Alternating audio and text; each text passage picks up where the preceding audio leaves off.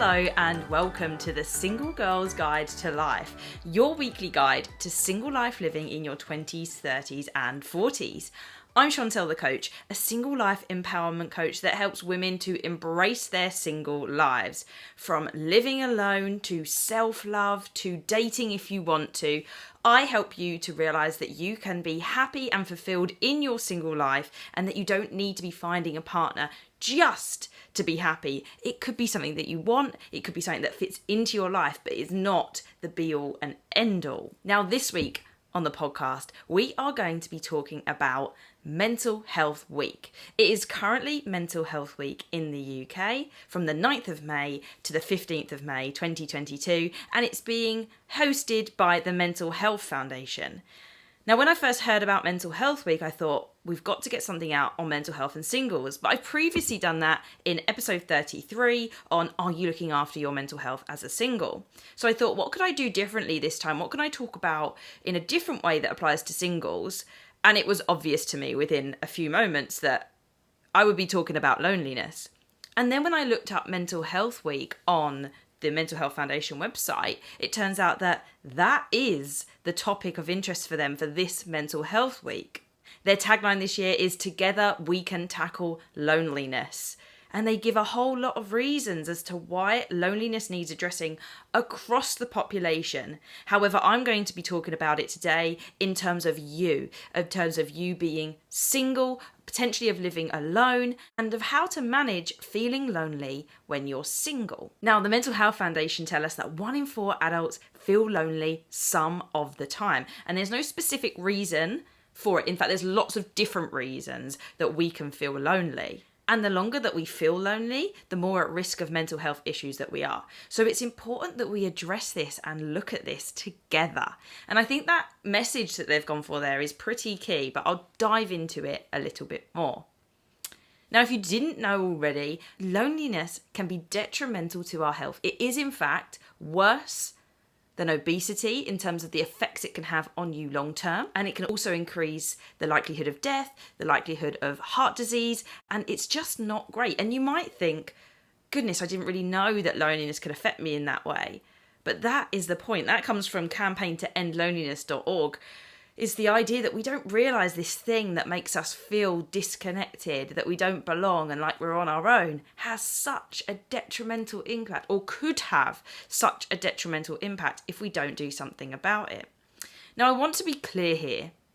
It is not about being on your own. You can feel alone when you're in a relationship, whether you live with people. However, the idea of being coupled up in some way does mean that you feel the loneliness less. When we look at the Office of National Statistics, and they were looking at loneliness throughout the pandemic, they found that those that were living in single-person households compared to those in two-person households, you were more likely to feel lonely than if you were in that two-person household. Then if you look at relationship status, when you compare it to marriage, for those that were classed as single, which could mean that they're actually in a relationship. It's very blurry the way they use the word single, but if we take single as a general term, you were nearly 2 times more likely to feel lonely. If you were divorced or separated, you were just over 2 times more likely to feel lonely. And for those that were widowed, you were about 3 to nearly 4 times more likely to feel lonely. And all of those I would count as being single in some way. Single, widowed, divorced or separated. Now, if you think that if that continues and we don't address it and we don't learn how to cope with it, then there's going to be impacts on our health. Then we really need to start talking about this. And we really need to start understanding that this is just a biological need that needs addressing. And unfortunately, we think that we're so connected because of the way the internet works, the social media world is. We need to do something about it and we need to talk about it and work out what we're going to do. So, loneliness, to my understanding, comes from the feeling of not feeling like you belong and that you don't matter to somebody or to anyone in particular. And as much as that may feel uncomfortable to admit, because you're like, but I know my family are there for me if I really need them. I know I've got some friends there that will be there. But something is lacking. There's some sort of lack of connection that you have with those people and with the ones that exist in your life, and you're not able to express something about yourself in the most true of ways. And I don't think it's wrong to admit that whilst we understand our family will be there because they'll be there, that we don't have that very intimate relationship with someone or a couple of people in particular. And I think it's important to address that. You can still have people around you, but can you really open up to them? Can you talk to them in the way that you want to talk to them? So when you catch up with your friends, what is it like? What's the topic of conversation? Is it general chit chat and catch up? Is it more gossip? Or do you get to those important things where someone says, you know what, I've been finding this really tough lately. Or you know what, this isn't going as well as I thought it was going to. Because I think in our society, we don't necessarily delve into some of these deeper topics anymore. I don't know what it is quite. Is it image? Is it that we're worried that it's only us going through it? It takes a lot to step out and be courageous about those things. It's not an easy thing to do. It's incredibly difficult. And therefore, those conversations don't happen so much. And in order to do that, you have to be the one to step out there and start bringing them up. And some people just aren't going to be ready for that level of conversation. And it's scary because you think, as mentioned, you are going to be the only one that feels like that no one else could ever have felt the way that you are or quite gone through the same set of experiences as you. But it's interesting because the Mental Health Foundation's hashtags for this is #I've been there. The more we share our stories and the more we listen to one another and connect in ways that allow us to try and understand and hear that someone else has been there before in a similar way or in exactly the same way, just gives you the comfort that you aren't alone, that you aren't this individual that's going through this really difficult set of scenarios. There are other people out there that allow you to realise it's happened to other people. It isn't just me. And I can see that happening in the Single Life Be Like community. That's the online platform that I put together so that singles could go on it, share their single life, get inspired to go and do things on their own. And the comment that I think must come up the most is, I'm so glad it isn't just me. Whether that's people DMing me or commenting on someone's post, they echo how other people are feeling. And it's that level of validation that we want. And it's that level of understanding that we want. That validation that we are feeling the same way as others, that we're not crazy, we're not mad, we're not different, there's nothing wrong with us. We're just feeling that same experience. And some of it's absolutely valid and true. Like sometimes you don't get thought about as much because you're on your own. Other people have got their family units or their couples, and for them they are the priorities, and you aren't. You might feature in the top 5 of someone's life, but you aren't the top. And so you don't get a message every day. You don't feel that sense of security and support necessarily. So coming up with ways to support women, single women in this way was what I wanted to look at. People want new friends. People want people that understand them, that are in a similar boat to them. And to my knowledge, there wasn't something that really advertised that you were single apart from a dating app. And funnily enough, my message is that you shouldn't have to be looking for a relationship to feel secure. I've been reading Attached recently as part of our book club, and it talks about the dependency paradox. The idea that we have to feel safe and secure and have someone to depend on before we can actually step into our own and be confident. Now, you might say, but Chantal, you've been saying like you can be confident and independent without someone. I agree. I agree with myself, but I also am aware of what it says in Attached. And I've questioned it myself before because of Maslow's hierarchy of needs. For those that may not have heard of that before, it's essentially a hierarchy of what you need in order to get to the next stage of needs. At the bottom is physiological needs. You need to look after your body and the way you are, and you need to have those things covered: food, water, and shelter. The next one is safety. So it's the idea that you have enough resources, that you feel safe, that you have somewhere to stay, you have finances as well. And then the next one is love and belonging. And it's always struck me, ever since I've really paid attention to that triangle of needs, that love and belonging comes before self-esteem, which is where confidence would sit in. You have to feel that sense of belonging before you can step into that. Now, I think some of us rely heavily on a relationship to do that, and sometimes it can be good. The problem we fall into is that we sometimes accept anything to tick that box, and it doesn't necessarily fulfill us in the right ways. That love and that belonging is not true. It's a facade and it is something that looks like it's good, when in actual fact, it doesn't give you all the things you need. I think that's the mistake we can make with relationships and dating. And I don't know for sure, but I think you can achieve that love and belonging through other means. So through family. If you have a strong family unit, I don't think you need a partner to feel that confidence. And if you don't have a family that support you and give you that sense of belonging in the way that you think you need or you think you're lacking, then I think the next step is finding a network of friends that does that. And that all comes back to the Single Life Be Like community and all the single girls club events that run that actually allow people to meet in person. We have to start reaching out and finding people that suit our life at the point we're at. Previously, we've had school and university to kind of fit in as necessary and then work. But after that, once work settles and you decide you don't want to keep moving jobs, you have to find other ways of finding the right people for you. And for some, aligning with people that are single is the key bit, because around them, they have lots and lots of people that are coupled up. And that difference in the way that your life path is going and the way that you may not be able to express yourself or feel understood in the right way then causes that divergence. And that's where the disconnection comes from. And then we maybe start to chase the wrong things. We do think, oh, if I just got in a relationship, I would be happy. If I just bought a house, I'd be happier. If I just started having children and building that family, I would be happy again. But that's not going to fulfill that sense of love and belonging through some of those external things. We have to build that up in other ways. So first thing is to find that network of support, whatever that means to you. It can be in the form of friends. I know when I was going through my divorce, I knew I had to speak to some people. I didn't know how I was going to broach it or what I was going to do. But I chose a couple of people in my circle and went, here we go. Here we go. If this all goes wrong, this is just going to happen. This is the way it's going to be. And I was lucky to choose the key people that I thought would respond the best way and in the most helpful way.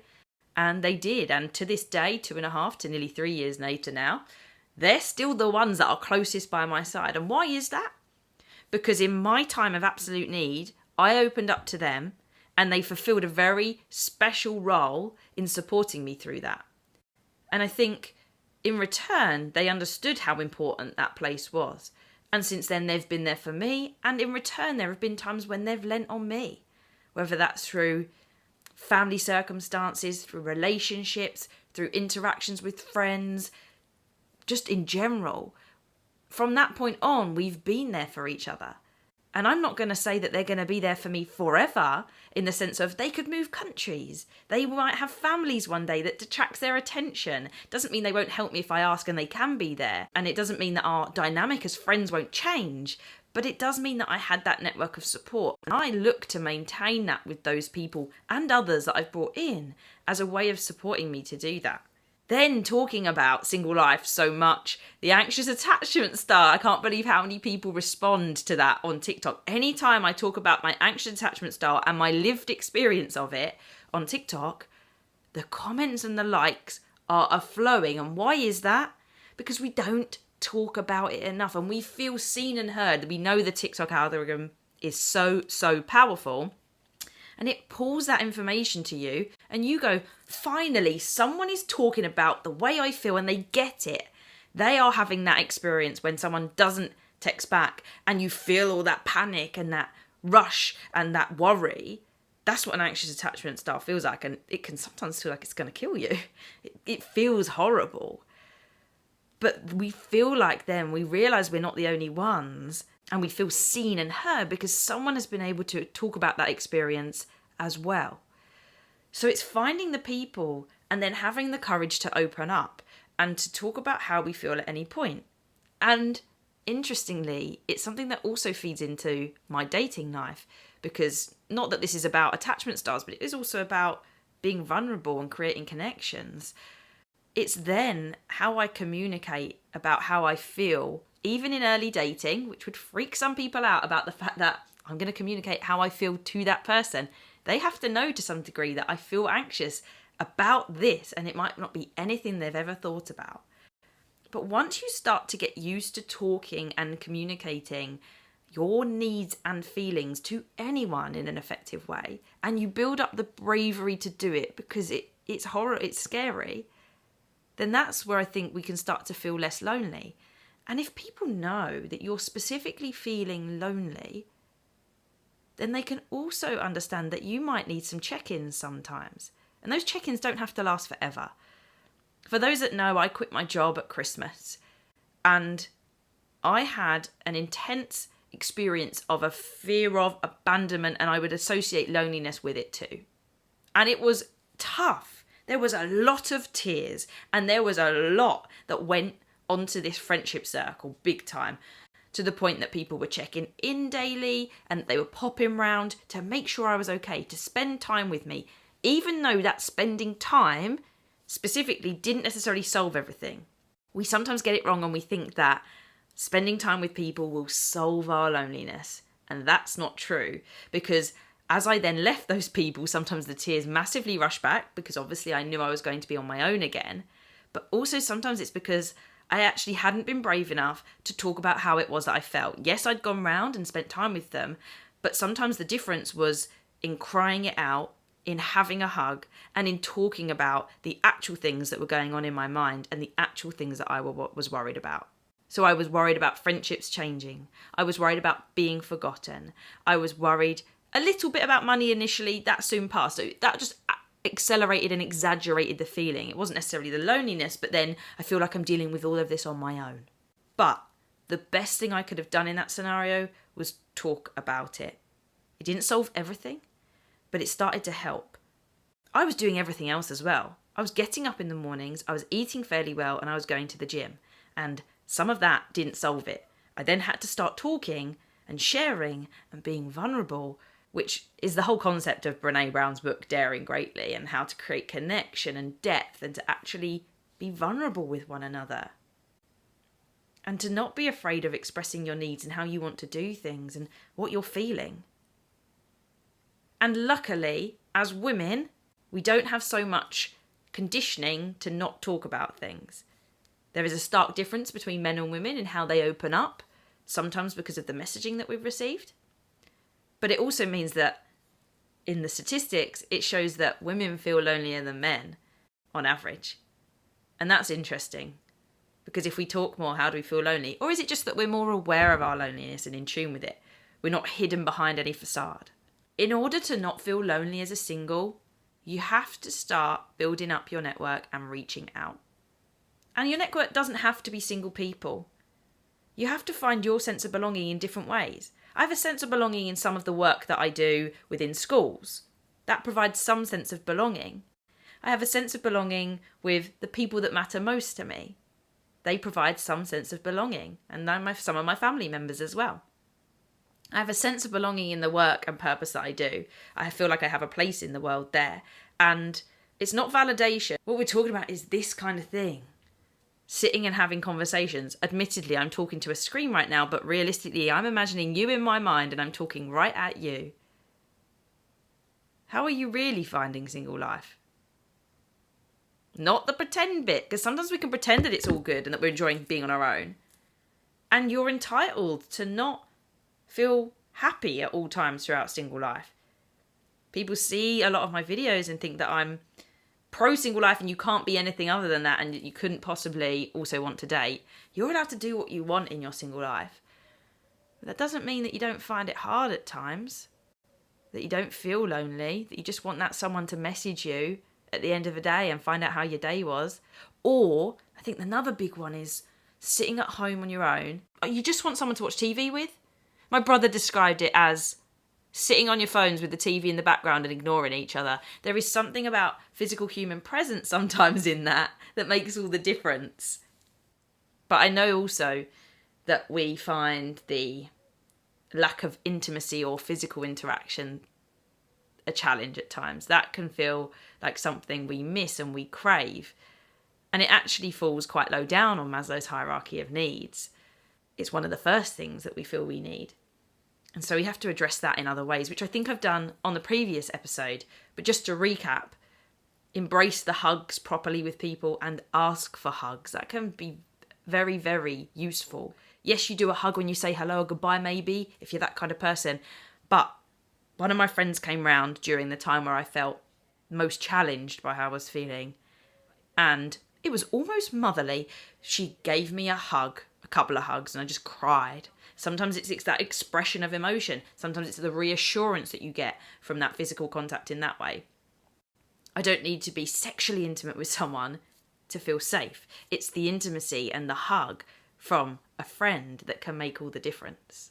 Dealing with loneliness when you're single, and you can feel it even when you live with your parents or with housemates, because they're not necessarily the people that understand you to the most truest sense of yourself, is a challenge. But it isn't just single people that feel it. You might live in a flat share and be in a relationship, but if there are lots of things there that are causing you to feel disconnected, then you won't feel like you belong. Especially if, for example, in that house setup, think about when you're at uni, I'm sure some of you will have gone through this, where it felt like there were groups in the uni house and you weren't part of it. Go back to school. Go back to school and think of the groups and the clickiness of some of it. Overcoming loneliness, to me, is about friendship. True friendship. Not this, I'm taking pictures of you and putting it on Instagram and saying you're my bestie and putting just a happy birthday message on. It is the same as any relationship. It is about showing up consistently for people, really, really, really getting to know them, and really, really, really letting them know you, and essentially sharing your life with someone. I always quote this. If you've listened to this podcast and seen me on any kind of TikTok or Instagram live, you will know what I'm about to quote. Yet, because he realises that sometimes I still can't remember it off by heart. And the quote is, it's from Lost Connections by Johann Hari. A fantastic book on depression and anxiety, which I think can be triggered by loneliness. And the quote goes, "Loneliness isn't the physical absence of other people," he said. "It's the sense that you're not sharing anything that matters with anyone else." And there's a clip of Ed Sheeran that goes around that talks about Instagram, and he said Instagram is a marketing tool. You'll notice that I never share selfies or pictures I'm promoting on Instagram. But he says, when I see a selfie, I want to ask that person, are you okay? Or how are you doing? Something like that. Because he realises that sometimes when we post selfies, we're looking maybe for some sort of attention or validation, and that maybe we feel a little bit lonely and we're looking for our place in the world to be solidified. And when I think back to this quote, you want to be sharing your life with some people. And yes, that's why we sometimes put a priority on a romantic relationship, but it doesn't have to be that. When I get good news or interesting news, I share it with my nearest and dearest on WhatsApp. So if an email comes in that I'm really excited about a potential opportunity or proposal, guess who gets the screenshots? They do. Whenever there's something that's happened that's really good, I want to tell them first. They are the people. And it is the same as being in a relationship. That would be the person, like I used to in my marriage. He used to be the one that I told everything to first. But now I just use my friendships, like in a good way. I take the benefit of my friendships in that way. And I would expect them to tell me stuff too. I often get a couple of rants from people as well, when people need to offload and they need that, oh, I'm angry about this, and you want to validate them as well. So I don't tend to do that so much. I don't tend to get angry. I kind of let things go where I can. But that's just the different dynamic in how our friendships work. And it's not a problem. It would be a problem if it was overstepping the mark and it was every day and it was a bit draining. It's not. It's reasonable. And each time it's happened, it's to do with an event that's going on in someone's life. And it goes two ways. If someone shares something with you too, you have to respond in a way that shows that you're interested, supportive, or excited. So I do not have any children, but one of my friends sends me videos of their baby. I don't need 10 friends sending me videos of their baby, but in this case, that I do not mind. I love it when I get the pictures. I'll always respond. If it's funny, it's funny. If it's exciting, if it's cute, if it shows that they've grown a lot, there's all that kind of stuff. I've got to get excited about that because that is part of their life. And if I can't get excited about that thing that probably means the most to them in the world, then over time we're naturally going to drift apart. And in some cases, I'm not worried about that. But in other cases, I'm going to make that conscious effort to stay friends. There are some other things that you can do and that they suggest doing on the Mental Health Foundation website. Things like keeping busy, keeping your mind active, keeping yourself moving. They talk about therapy, they talk about pets and animals. And within it, they also do mention find the people that get you. That to me is one of the most powerful things I've seen happen with listening to this podcast. The amount of messages I get that people say, I just love what you're talking about. No one's saying it. And I finally feel like I'm not the only one. It can go even further if you're then in the Single Life Be Like community, or if you attend a Single Girls Club event, then you get to meet those people in person, have experiences, or catch up on them every single day. You don't have to rely on other people for some of that. Lost connections goes into the way we can feel disconnected. It says disconnection to people, to meaningful work, to values. There's lots and lots of different things, but I think for singles and the common thread that I notice, it is our connections, it is our sense of belonging and finding who we can really speak to and enjoy this world with. On Mental Health Week, it is important to address this because mental health difficulties and challenges are only getting worse. I would hope that no one gets to a point of being diagnosed with a mental health condition just because they felt lonely. I can't stop that. It's happening. But I can help by bringing awareness to what it can do to us and what I think some of the solutions are based on what I'm finding from the people that are talking to me. I'm not a therapist. I'm not a psychologist, though I do have a psychology A level and I got an A. But I can observe what people are doing to feel less lonely and I can share my experiences with you. I encourage you to share your experiences too, whether that's in our online community, with a close friend, or signing up to a group, or going to a therapist. It is useful to talk about our experiences and feel like we matter in the world. I hope you've enjoyed this episode this week. If you have, it would be great if you could leave a review or a star rating on Spotify. And if you're feeling extra generous, if you could share it on your social media, on your Instagram stories, then we can keep spreading the word that this resource is here. This free resource of now 45 episodes of single life stuff is there for single people to listen to. It's not going anywhere. It's going to be there. You can use it as a catalogue now to find what you're looking for, or just sit and listen when you're going through your most difficult times. The way we do this is by sharing, by talking, and by making sure that we are all there for one another when we can be, being as supportive and non-judgmental to other people as they go through their experience too. Until next time, everybody, keep thriving and celebrating single life together.